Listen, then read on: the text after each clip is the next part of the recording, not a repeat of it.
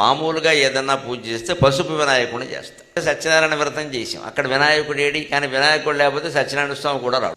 ఏ వ్రతం ఏ కైలాస గౌరి నవ్వు చేసాం, మంగళ గౌరి వ్రతం చేసాం, వరలక్ష్మి వ్రతం చేసాం, అన్నింటికీ వినాయకుడిని ముందు పిలవాల్సింది. వినాయకుడు లేకుండా ఏ దేవత ముందు రాడు. అందుకని వినాయకుడిని పిలుస్తారు. మరి ఎలా పిలవాలి? అప్పటికప్పుడు వినాయకుడి విగ్రహం ఎక్కడి నుంచి వస్తుంది? పసుపు ముద్దలోన పరమ పవనమూర్తి కొలువు తీరినాడు కొలువరండు. పురోహితుడు అక్కడ వినాయకుడిని చేయాలి, ఇటుకడు పసుపు తీసుకుని దాన్ని కాస్త నీళ్ళలో తడిపి ఇలా ఊరికే 3 వేళ్ళు ఇలా నొక్కి ఓ ముద్ద కింద చేసి గోపురంలాగా అక్కడ తమలపాకు మీద పెట్టేస్తాడు. దానికే మొత్తం షోడశోపచారాలు చేస్తాడు. దీపం దర్శయామి, ధూపమాఘ్రాపయామి, నైవేద్యం సమర్పయామి, తాంబూలం సమర్పయామి. ఆ తర్వాత ఉద్వాసన చేసి ఆ వినాయకుడిని పక్కన పెట్టి మిగిలిన పూజ చేస్తాడు. అంత గొప్పది మన సంస్కృతి, అంత సూక్ష్మ దర్శనం. అంత పెద్ద భగవంతుడు వినాయకుడు ఆకారం ఏమిటి, ఈ పసుపు ముద్ద ఏమిటి, ఇదేమో ఇంత, ఆయనేమో ఇంత. అంత దేవుడిని ఇందులో పెడతావా? పట్టుకొచ్చి పెట్టచ్చు. అంత దేవుడు అతి సూక్ష్మమైన ఆకారంలో మన హృదయంలో ఉన్నాడు, మనం గమనించాలి.